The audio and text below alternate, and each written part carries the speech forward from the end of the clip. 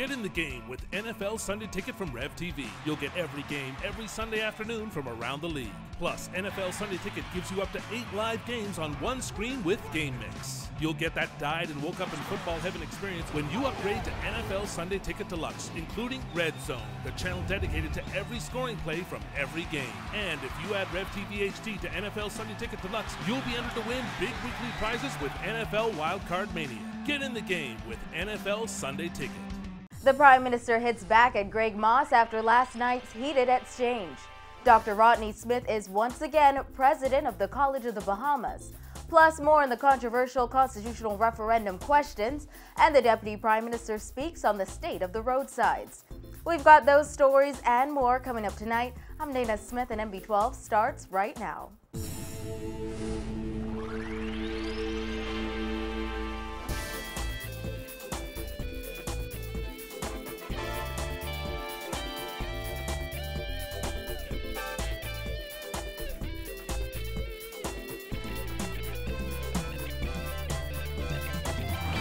Topping news tonight, one day after a sharp exchange of words between Marco City MP Greg Moss and Prime Minister Barry Christie, the Prime Minister continued to address the dissent which exists on the governing side of Parliament. During his contribution to the debate on value-added tax, an irate Christie, on the eve of his 71st birthday, reassured there will be consequences for Moss's public expression of disagreement with the party's position. Kyle Joaquin reports.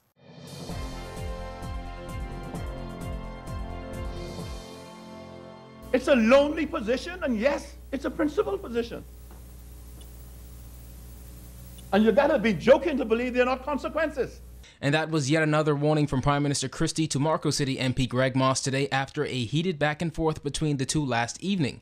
Christie said although the consequences may not come directly from the government, they will be felt within his constituency. During his contribution to the VAT debate last night, Moss said he takes the Prime Minister's comments as a threat. Let me say this, and I don't want to have a difference of opinion over this. I'll make two statements, and I'll conclude what I have to say on this. To say to someone that there are consequences, unless you're going to bring me a tax or you're going to do something positive to me, is implicitly to say something negative to me in consequences. It's not meant to be a positive statement, it's meant to be a negative statement. But secondly, this is my view. Type of thinking, with greatest respect, is a threat to our democracy. And I know it seems commonplace right now in where we are as a country. We think that is normal. But our democracy has to rise above that. Now that comment caused Christie to jump to his feet and rebuke his statements, asking, where are the threats? The Prime Minister said this couldn't be the same person he just spoke to before Parliament began. The member, Mr. Speaker, is establishing a predicate that doesn't exist and arguing against it. Where are the threats, Mr. Speaker? That's what I would like the member. Where are the threats? I mean, where are the threats? Who they're coming from. And who they're coming from. I mean, you're not the person who I sat with 10 minutes before the House started, and there were threats. We were fellowshipping as friends. Where are the threats? I mean, by implication otherwise, where are the threats? Now, this tense debate between the two party members continued on into today, where a visibly upset Christie, during his contribution to the VAT debate, said there is a personal kind of agony for him when he sees differences emerging within his party. He added that for the PLP government to be accused by one of their own as betraying the Bahamian people is personal. When I see a member who I introduce look at me and say what I'm doing is a betrayal of the people I represent, I don't give that to no right to no one in this Parliament to attribute to me a betrayal. For 40 consecutive years, I have been in public life in this country. And there's not a possibility, no kind of idea, no kind of expression. What I do is the same that that member does, operates in good faith, and just as I accord to him the predicate that he's operating in good faith, so am I. Christie said when it comes to the process of governance, it is a team effort, and sometimes team members have to compromise. Now, Christie also took the opportunity to hit back at opposition critics who highlight what they called failed campaign promises. Christie says when they were on the campaign trail in 2012 and they made those promises, they never set a timeline. Christie said the greatest luxury of being in Parliament is being in opposition where you can say or do anything. He adds, however, that the FNM's opportunity to voice their opinion against VAT would have been under the former Ingram administration.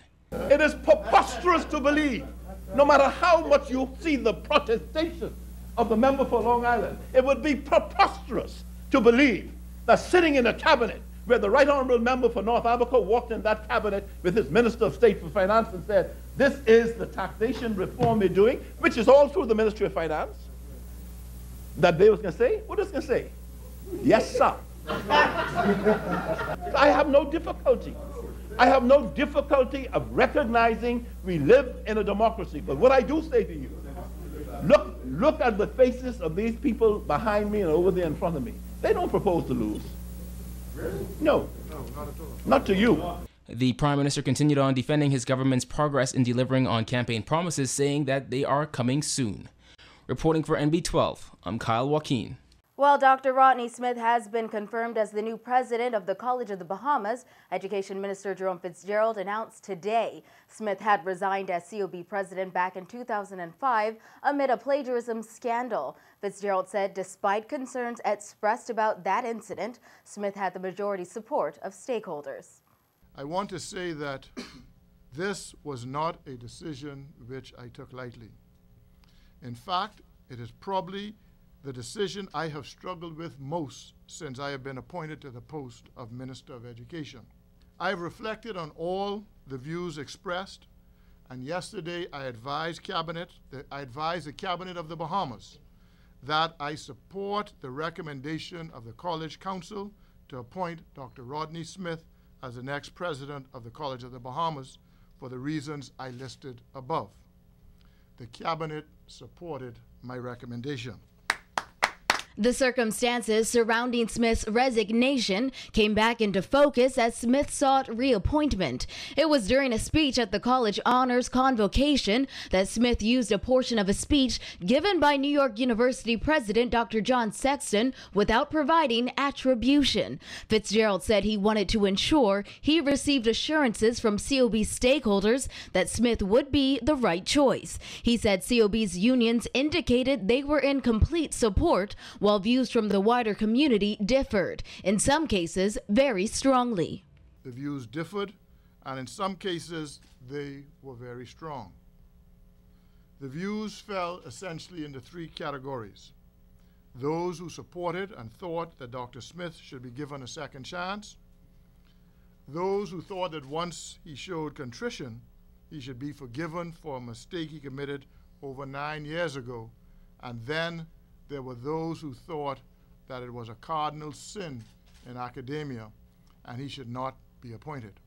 But Fitzgerald said he's found that last view is not one that is shared by the majority of academic professionals he's spoken with and the overwhelming college community. Fitzgerald also noted two people who previously recommended Smith's resignation back in 2005 have now said Smith's past error should not be held against him.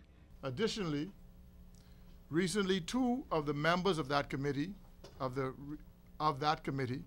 Bishop Gomez and Justice Strawn, which recommended to the council then that Dr. Smith should not continue as president, have now said essentially that Dr. Smith committed a wrong, paid the price for that error, and provided that he showed contrition and accepted full responsibility for that error, and was genuinely sorry. They saw no reason why an incident which occurred over 9 years ago should now disqualify him from being appointed as president of the College of the Bahamas. Fitzgerald added the appointment of Smith as president will in no way adversely impact the ability of COB to achieve university status. He said he's spoken with the people in the United States associated with the process, and they have assured him Smith's past mistake will not be considered. Several college stakeholders were also on hand today to voice their support of Fitzgerald's announcement. For us to arrive at this date, I really do want to thank you for listening to the various stakeholder groups in the College of the Bahamas and assisting us through and to the end of this process. We understand that this has been a very hard process for not only him, but all of us. We understand the pressure that has been put on him, And may I double the thank you for supporting the decision and endorsement of our council.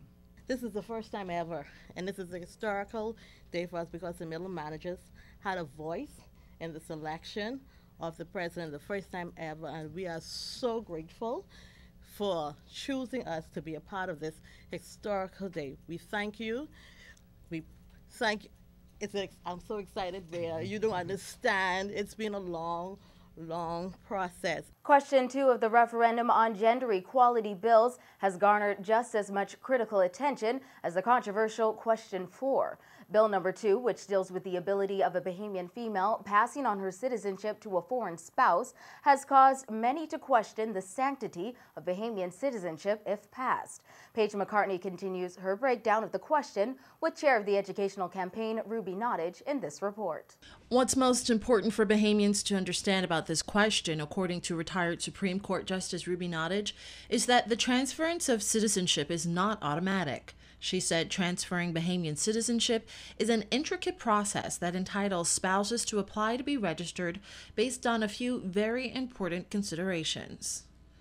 When you say that the right to be registered is subject to certain exceptions and considerations and public policy and national security, that means that it's not automatic.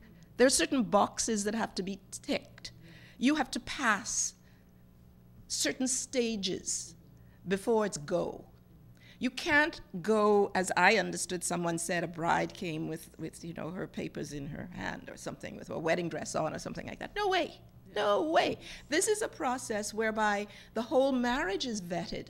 Yesterday, Director of Immigration William Pratt said he was concerned by the number of Bahamians that are being taken advantage of by foreigners wanting to live and work in the Bahamas and only get married for a spousal permit, which turns out to be less expensive than an annual work permit. But Nottage said the bill has been structured to prevent such cases from persisting.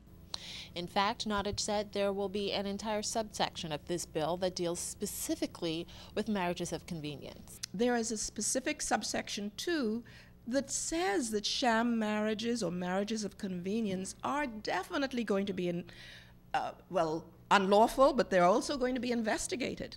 There has to be an urgent and aggressive implementation of the process for vetting sham or bogus, or however you want to call them, marriages. And so that's a part of it, implementing what you put into effect. But Nottage pointed out that though the law will include provisions to weed out sham marriages, it only works if government implements and enforces the law. In many countries, we make laws, and laws are only as good as their implementation. We can have anything on the books. We can say that citizenship is not permitted until you've lived with somebody for 25 years. But if you do that and you don't check to make sure and have someone constantly vetting to see whether this is a marriage of convenience, you can have a marriage convenience that goes on for 25 years, and then the person still walks up and says, I want my citizenship, all right? So what I'm trying to say is that the implementation of this will be important, and that is for the government to see. As it stands, Bahamian men only have this ability to pass on citizenship. Many have questioned, why not take away the man's right? However, Nottage said that's not an option. For MB12, I'm Paige McCartney. Deputy Prime Minister Philip Brave Davis today responding to the concerns about the state of the roads and sidewalks in New Providence. As Simone Davis tells us, there is no sense of urgency to address these problems just yet. Residents raised concerns on Tuesday about the low maintenance of the sidewalks, medians, roundabouts, and verges in New Providence, referring to the overgrown grass and bushes and the overall poor maintenance of the roads in certain areas. Today, Davis responded to those concerns, stating that the Ministry of Works is still working on other accommodations in the New Providence Road Improvement Program. It depends on where these complaints lie. We are still assessing the effect of the furnitures and other accommodations works done in the New Providence Road Improvement Program to see how user-friendly they are to the driving public.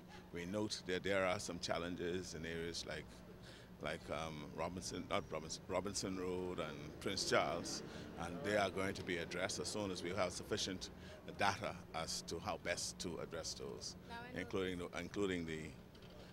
the accommodations, meaning the sidewalk. Last October, several Free National Movement MPs blasted the government over the deteriorating state of New Providence, with one member calling it an embarrassment and another describing it as filth. Montague MP Richard Lightbourne referred to the unkept sidewalks and verges around the island, which he claimed were largely neglected. When asked if the Ministry of Works made the upkeep of the roads and sidewalks in New Providence a top priority this year, Davis said the problems with the roads and sidewalks occur because of the change in driving behavior that the roads were not built for. He added that there is no urgency to address these issues just yet.